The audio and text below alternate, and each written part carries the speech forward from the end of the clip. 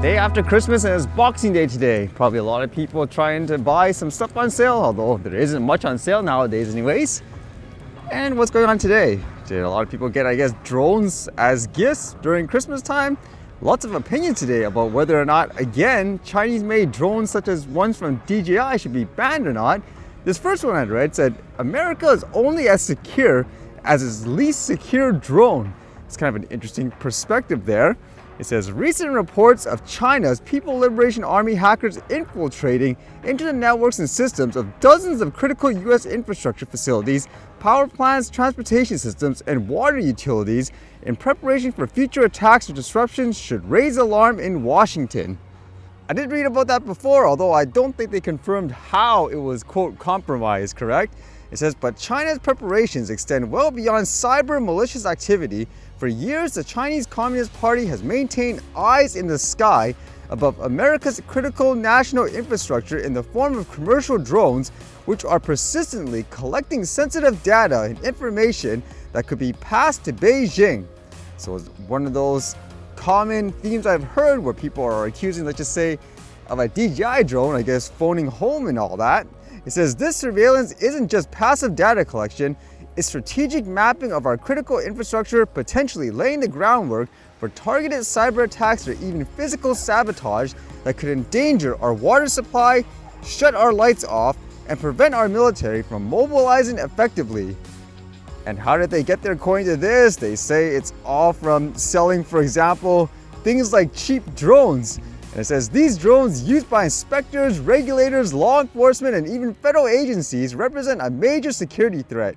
China's dominance in the drone market isn't accidental.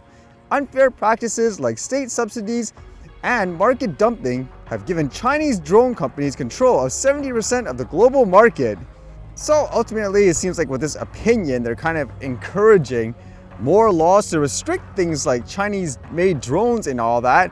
At the same time, I am wondering when it talks about, for example, getting things like data or pictures of critical infrastructure and all that, how exactly would they get, let's just say, those details? They don't really explain. A lot of the time it's theory-based. For example, are they saying if someone uses a, quote, DJI drone, it's going to phone home and transmit the actual live data to somewhere else in China? Like, is that the accusation? I mean, the only way I could honestly think of in this aspect, if that's kind of the direction you're going for, is let's just say people are using DJI service like SkyPixel or something like that. They're uploading all their information and from there they can take the data. But I don't know, how would you do that, like picture media wise, just from, let's just say, the controller and all that? I can see for basic data, but again, when it comes to pictures and stuff like that, I'm not so sure. Then again, would you actually believe that? It makes me think too, because in contrast, there's another opinion where they're saying they need to use these drones because they're, let's just say, more affordable and they work better, I guess. Like this one says, drone restrictions put small businesses at risk. Increasingly, drones are performing incredibly important tasks throughout our society, as diverse as imagery, agriculture, real estate, search and rescue, firefighting, and tower inspections, to name a few. A variety of industries have come to depend on high-tech drones to avoid sending humans into dangerous situations or increase situational awareness that was previously unavailable, creating new businesses such as mine and transforming the way others operate. But a troubling policy trend of economic protectionism is underway in our nation's capital, which threatens to bring this aviation revolution to an end. Congress is considering legislation that would institute a country of origin ban for the most widely used manufacturer of drones in the US market, which could put this innovation at risk. As business owners who supports numerous employees and their families, I'm compelled to speak up and warn of the consequences of the policies being considered. In 2019, we launched Blue Nose Aerial Imaging, a drone service provider franchise that helps small businesses operate their drone fleets. So with that franchise, they're basically saying how a lot of them are using, quote, I guess, DJI drones. And because they're more affordable and so forth, if they ban that, then these businesses would be in jeopardy because they'll have to buy something more expensive, which could be out of reach for them to actually start their business. That's the argument from the sounds of it anyways, because they say here, DJI's drones represent the best and often only solution for their missions. They are cost-effective, deliver exceptional quality, and intuitive to use across many applications. Any government action limiting the drone supply chain would be catastrophic for our businesses, employees, and customers. Unfortunately, some politicians seek to do just that.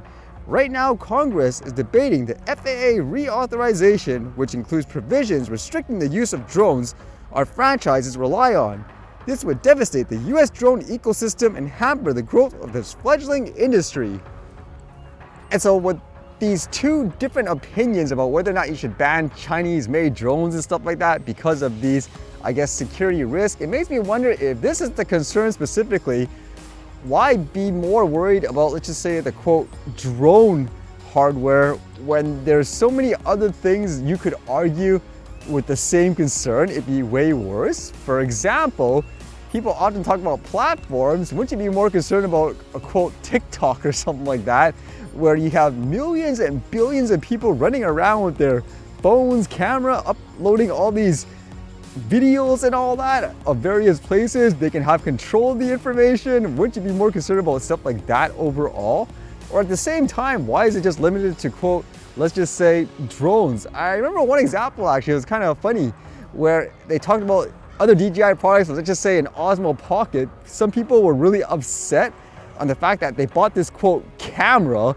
There should be no need, for example, to constantly, I don't know, connect to the internet or whatever, and they have to download like this APK directly from their site, just like with the current DJI drones actually, if you use things like Android and all that to activate the product. That's what they say. I don't know, I've never used it before, but wouldn't you be concerned about that? People using just regular stuff such as a camera, having all this software and stuff installed in people's phones and all that, you're not sure exactly what it does, and you want to be that paranoid. Wouldn't you be more concerned about stuff like that? I would anyways, if that is the general concern. But again, I haven't personally seen concrete, I guess, proof per se on how they apparently steal all the media files or whatever you want to say, but it'll be kind of interesting to see if that is the case ultimately, or again, is this just all, for example, geopolitical stuff to ban one another tech-wise and all that to gain an advantage? Because I would think too, logically actually, just with the way things are, I know in the US, if they were just to quote, let's just say, ban Chinese-made drones or tech or whatever, like their platforms, then people would argue, well, you're like a communist now, which is kind of funny because in the other side, China bans everything like what, YouTube and all that. So if you were, quote, let's just say, wanting to ban them for political reasons, I would think you'd have to use that route. It's more business and commerce related, where, hey, they ban all our products here and there, so it's kind of like a fair trade or fair deal in that way. We'll ban all their products in that category. I think if you really wanted to do that for political reasons, you'd have to approach it from that angle, in my opinion. Would someone have like an argument or a different perspective on that? Because I know like for this topic anyways, it's a little bit more tricky, since I know in places like North America, it's all about choices and stuff, right? And I'm surprised it's not pouring rain today, but apparently it was really windy and stuff to the point where the power actually got knocked out around various areas here. Like this one says, thousands woke up without power in Lower Mainland Sunshine Coast Tuesday morning. It says several BC Hydro customers woke up in the dark Boxing Day morning. The utility says a day after heavy winds hit the south coast, almost 13,000 households across the Lower Mainland and Sunshine Coast experienced outages on Christmas and Boxing Day, and around 7,000 in Surrey, Langley, and Maple Ridge. Most outages were restored by noon Tuesday. That must have been a little unfortunate. It seems okay now. It's not too windy or anything like that. At the same time, I know for Boxing Day, not so much nowadays, but in the past, people would be lining up outside the day before. Crazy. Even if it's only like, I don't know, $50 savings, line up all day just for that much. Maybe I'll go see what it's like in the mall later on.